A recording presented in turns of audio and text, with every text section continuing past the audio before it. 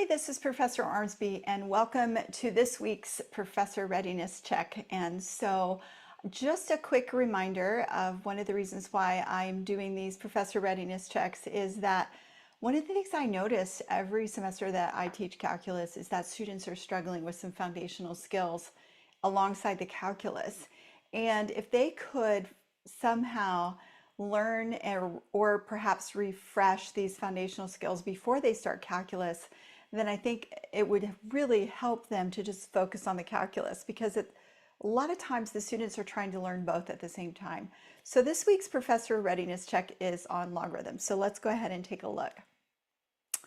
So I asked if you could solve this equation. So if you didn't get a chance to do it yesterday, go ahead and take a minute to give this a shot and see if you remember.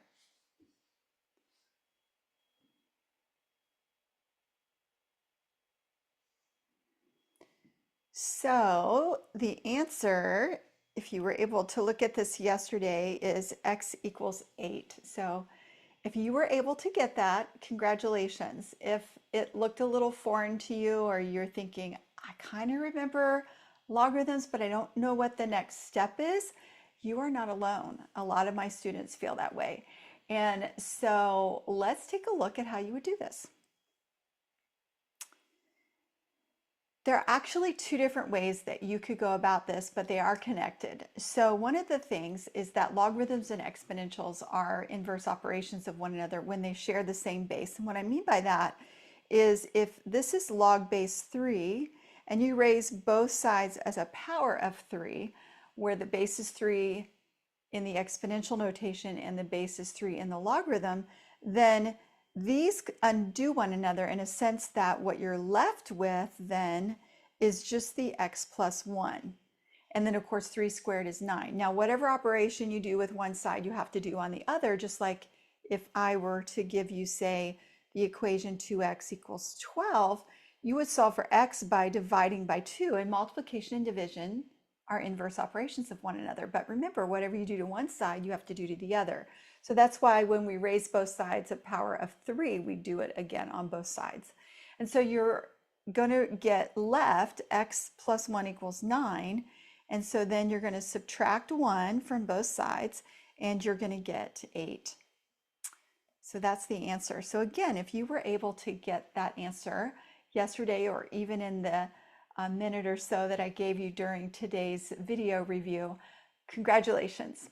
And if you were not, you're not alone.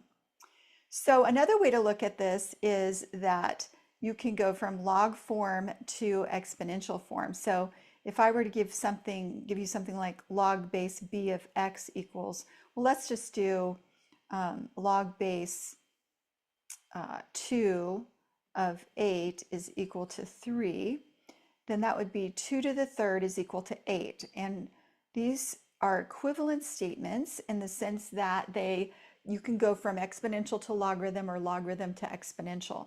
So essentially that's what I'm going to do. The base is 3, and so it's 3 squared is equal to x plus 1. So you can go from logarithms to exponentials. And then essentially we land in the exact same spot that we did over on the left-hand side when we use the idea of inverse operations. And of course the answer is still 8. So again, there's more than one approach here, and students may remember one approach, or maybe you remembered one approach over the other. So congratulations again if you were able to get that. Well, why does it matter? A lot of times in calculus, we deal with growth models, and in differential equations, we also use differential equation methods to get from a differential equation to a growth model. In this case, this is a growth model. So this particular equation represents a growth model, and the goal here is to solve for t, okay? Well, if we're going to solve for t, we need to isolate t, but right now it's part of an exponent. Well, the only way to get the exponent t, that variable, out of the exponent so we can solve for it is using logarithms. And so logarithms do support calculus concepts as a foundational skill. So Again, in calculus, logarithms help you solve exponential equations for some unknown variable. In this case, we were solving for t. Now, a lot of students, like I said earlier, come into calculus and they are struggling with these foundational skills along with learning calculus at the same time. And calculus does not slow down to reteach logarithms. Professors assume that students know these skills coming into calculus, and they may take a few minutes to review, but certainly not maybe perhaps enough time for you or your student to really get them. But it would be nice if we could know ahead of time what skills your student or you are actually needing to review, because maybe you could take the time to review them ahead of time. So I've created this free calculus readiness assessment that you can download to learn where these gaps are for you. And you get a personalized readiness score from me, and you'll discover where your prerequisite skills may need a review. And you can enter calculus with a little bit more confidence by doing that review before you start. So scan the QR code below, or you can go to my website, calculusready.com, and you can download the calculus readiness assessment. And I look forward to hearing from you. Have a great day.